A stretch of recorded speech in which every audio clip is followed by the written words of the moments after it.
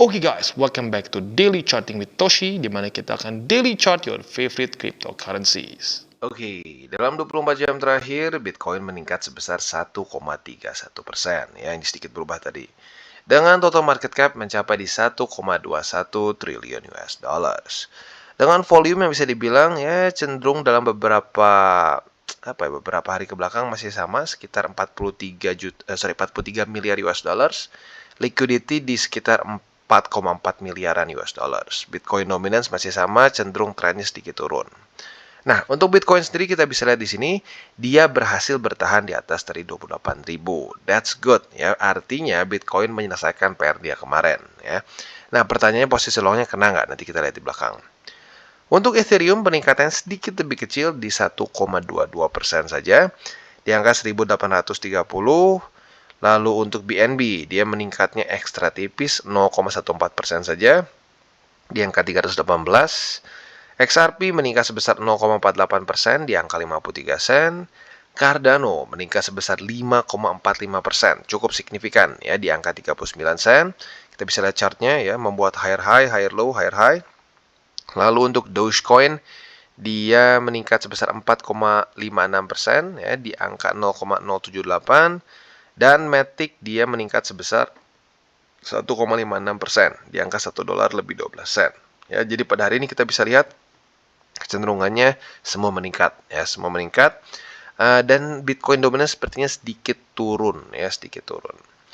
Nah, selanjutnya kita akan geser ke ekonomi kalender. Untuk ekonomi kalender kita bisa lihat pada hari ini sesuai dengan pembahasan DCWT kemarin, tidak ada yang terlalu penting dari US ya, dan kita bisa lihat cenderung bintang 2 dan bintang 1 saja. Jadi pada hari ini kita lebih fokus ke technical analysis dan bisa dibilang untuk besok juga sama kondisinya ya, tidak ada event schedule. Kemungkinan besar akan mulai ramai lagi ya nantilah minggu depan mungkin ya. Nah, sekarang kita akan geser ke satu, bukan analisa ini sebenarnya ya. Ini ngomongin soal satu cara pandang kita ya. Ini cukup mengejutkan jujurnya. Gue pikir lebih kecil persentasenya. Ternyata 88,5% Bitcoin itu sekarang dalam posisi yang profitable. Jadi kasarnya gimana sih? Kasarnya kalau kita beli di semua yang hijau ini, di titik manapun sekarang kita dalam keadaan profit ya. Kita cuma rugi ya kalau kita beli BTC cuma di daerah merah sini saja. Super duper singkat, ya, super duper singkat. Nah, ini artinya apa? Ya, artinya kita itu sebenarnya secara persentase sangat besar untuk bisa profitable di Bitcoin. Tetapi pertanyaannya kenapa banyak yang rugi malah, bukannya profit.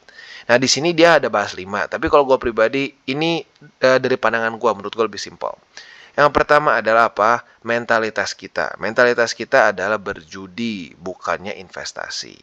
Jadi apa? Kita nggak research, kita nggak ngerti, kita nggak mau ngerti juga apa itu Bitcoin, nggak mau ngerti apa itu kripto, pokoknya beli yang ngepam gitu ya. Bahkan termasuk orang yang beli Bitcoin pun, banyak yang beli Bitcoin nggak ngerti apa sih yang bikin Bitcoin berharga, kenapa kita bisa hold di wallet, apa perbedaan kita nge-hold di wallet dan di exchanger dan seterusnya, gitu ya. Nah, lalu selanjutnya yang kedua adalah mungkin buat orang yang sudah ya oke lah dia lumayan research. Nah, tapi tetap masih rugi. Kenapa? Karena dia kurang belajar ya. Jadi dia dia udah tahu nih secara fundamental mungkin ngerti lah kenapa Bitcoin berharga. Tapi nggak mau belajar teknikal. Pokoknya gue cuma ini aja lah, gue beli Bitcoin asal aja beli gitu loh. Nah, saat dia asal beli, nah yang terjadi apa? Ya mungkin dia beli di resisten, dia beli di all time high dan seterusnya. Karena kebanyakan orang mendengar soal Bitcoin itu saat dia bull run, bukan saat dia bear market. Saat bear market yang dia dengar adalah apa? Bitcoin itu scam, Bitcoin adalah ponzi, Bitcoin adalah bla bla bla yang negatif semua.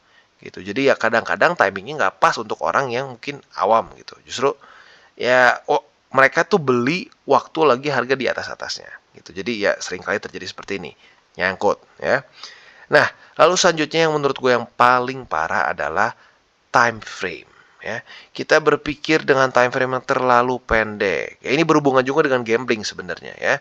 Dimana ya banyak orang berpikir bahwa Bitcoin ini tempat gue bisa profit sehari 10%, 20% gitu ya. Bisa nggak? Bisa kok. Waktu bull market bisa kayak gitu. Nah, tapi ya karena kebiasaan di bull market, saat masuk ke bear, nah di situ cekot-cekot ya, kepalan cekot-cekot tuh. Banyak yang terjadi apa? cut loss ya. Ya, lagi-lagi masuknya ke apa? Karena nggak mau belajar gitu ya. Gue inget banget dulu di grup ada yang pernah ngomong, ada tuh lucu ngakak di grup sebelah, ada yang ngamuk-ngamuk katanya, masukin 100.000 ke meme coins tertentu, gua nggak sebut namanya ya. Nah sekarang katanya dibilang tuh, ada yang jadi miliarder gara-gara cuma masukin ratusan ribu. Mana saya? Katanya sekarang saya nggak jadi miliarder. Ya itu dia ya, mindsetnya udah gambling, pengen time frame-nya cepet. Nah itu komplit tuh, yang kayak gitu bisa dibilang statistiknya menurut gue 90% akan rugi di market. Nah jadi lagi-lagi, menurut gue beberapa hal yang paling penting. Yang pertama adalah mindset kita jangka panjang. Time frame kita jangan berpikir, oh seminggu ini gue pengen profit berapa ya? Oh sehari ini gue pengen profit berapa ya? No ya, kita harus pelajari lebih dalam mengenai apa aset yang kita beli dan kita siap untuk menunggu sampai tahunan gitu ya. Nah lalu yang nggak kalah penting juga nih, ini jarang dibahas adalah, Bang, kita sebenarnya perlu TP nggak sih Bitcoin atau kita hold aja sampai mati gitu kesannya. Nah kalau gua pribadi, gua lebih setuju dengan yang kita TP berkala. Nah kapan TP-nya? Nah gua akan selalu bahas di DCWT. Jadi buat elu yang pengen tahu kapan spesifiknya, ya stay tune terus. Nanti kita akan bahas di ya hari-hari tertentu ya. Nah, selanjutnya kita akan geser ke TA-nya. Untuk Bitcoin kita bisa di sini, dia berhasil bertahan di atas dari 28.000 ya. Jadi PR dia sudah berhasil dia taklukkan kesannya ya. Dan buat elu yang buka posisi long kemarin nih ya, retest 1 retest 2, congratulations sudah kena target TP. Tapi itu detailnya kita bahas di belakang lah ya. Nah, untuk sekarang kita akan lihat secara makronya dulu. Jadi untuk Bitcoin ya, berhasil menyelesaikan PR. Harapan gue pada hari ini adalah Bitcoin bisa bertahan di atas dari 28.000. Itu yang paling pentingnya dulu. Ekstra bonusnya kalau sampai daily close bisa di atas dari 28.000 dan ke reject. Ya itu harapannya ya. Nah, tapi PR utamanya adalah bertahan di atas dari 28.000. Kalau jebol bertahan di atas dari MA20 yang sekarang sudah tembus di 27 ribuan ya. Nah, ini skenario yang paling asiknya seperti ini. Dia bertahan di sini ya. MA20 menjemput dan saat ketemu MA20 dia mantul lagi ke atas. Nah, itu yang paling oke-nya menurut gua secara setup TA-nya ya. Nah, itu untuk Bitcoin. Untuk indeks dolar kita bisa lihat di sini sayangnya dia menguat kemarin ya. Dia menguat dan apa namanya? Ya sekarang market close ya.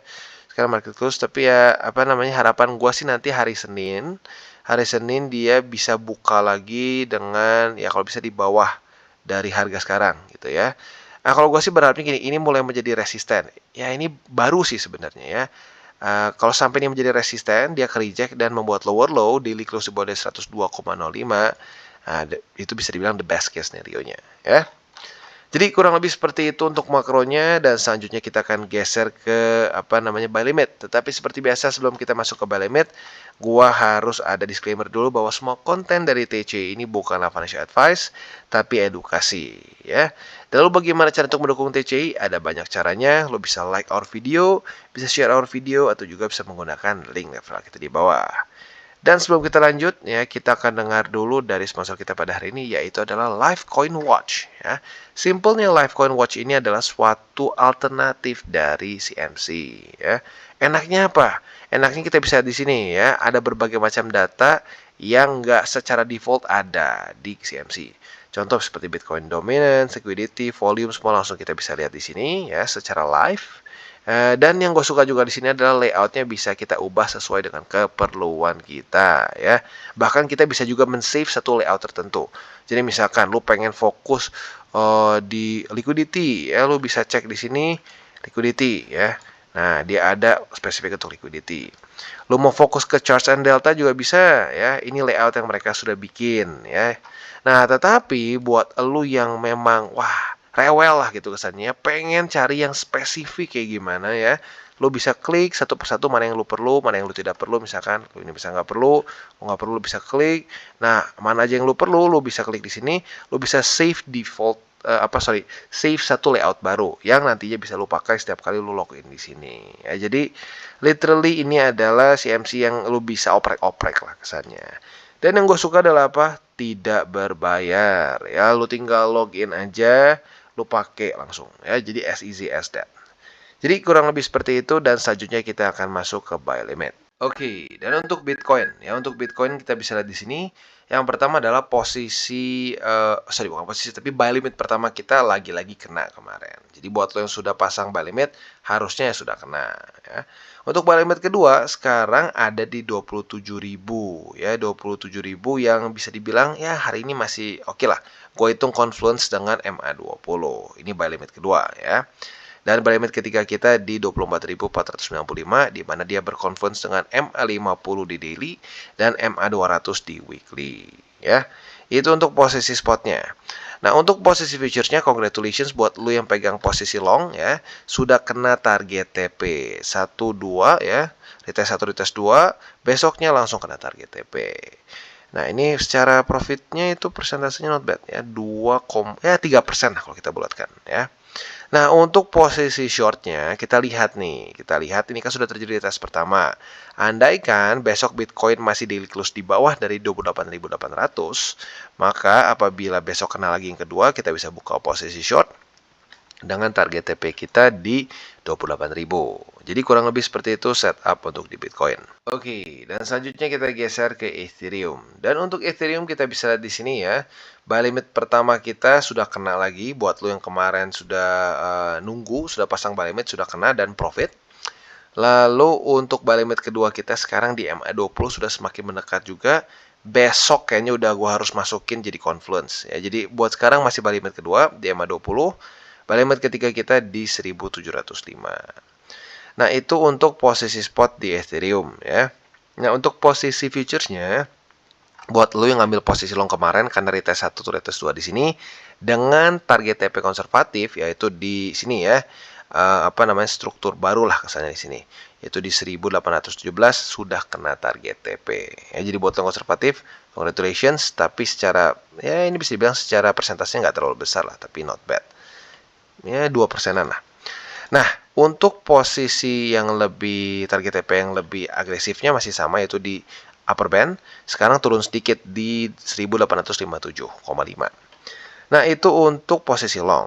Untuk posisi shortnya kita bisa pertimbangkan apabila ya tiba-tiba Ethereum gagal menemukan momentum, jebol lagi ke bawah sini, retest 1, retest 2, nah kita bisa buka posisi short dengan target TP di 1705, dibuka di 1780. Oke, dan sekarang kita masuk ke Cardano. Untuk Cardano, buy limit pertamanya sayangnya kemarin nggak kena.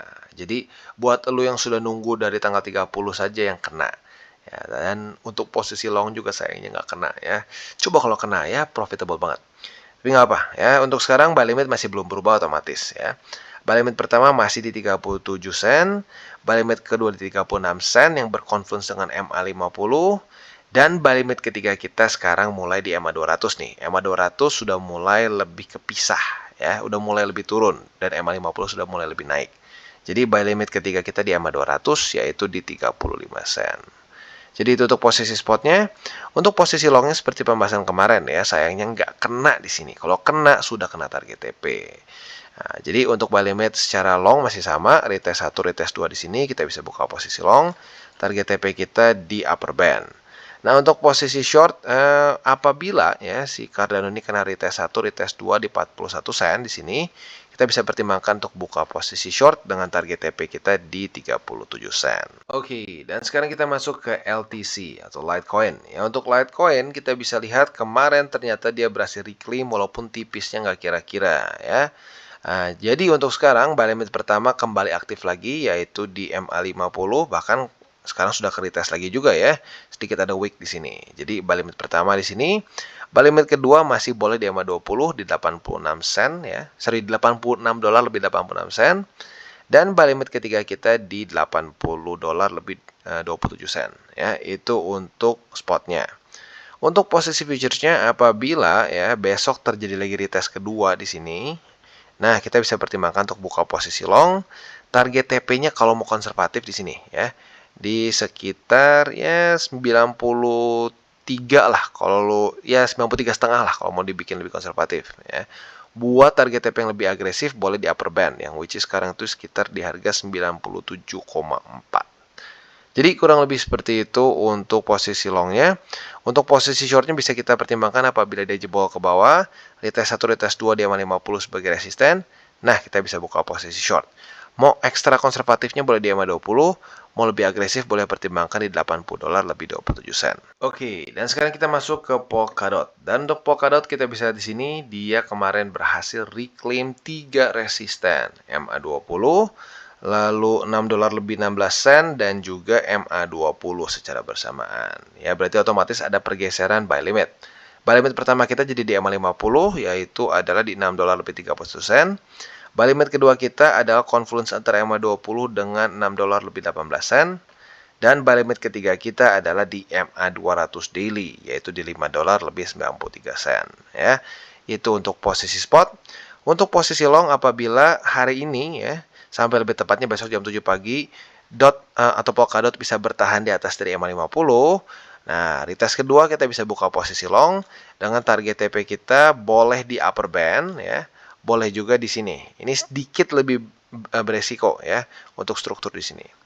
Nah, jadi kurang lebih seperti itu untuk posisi longnya. Untuk posisi short kita bisa pertimbangkan apabila kalau jebol ke bawah sini, retest 1, retest 2 di MA50 sebagai resisten, kita bisa buka posisi short dengan target TP di $6 lebih 16 sen ya.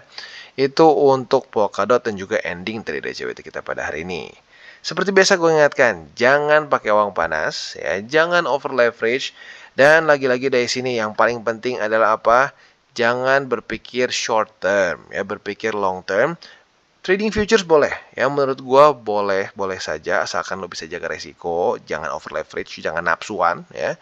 Dan yang lebih penting lagi adalah at the end of the day, yang menurut gue yang akan membuat net worth kita meningkat adalah posisi spot jangka panjang. Oke guys, jadi itu adalah akhir dari segmen DCWT kita pada hari ini.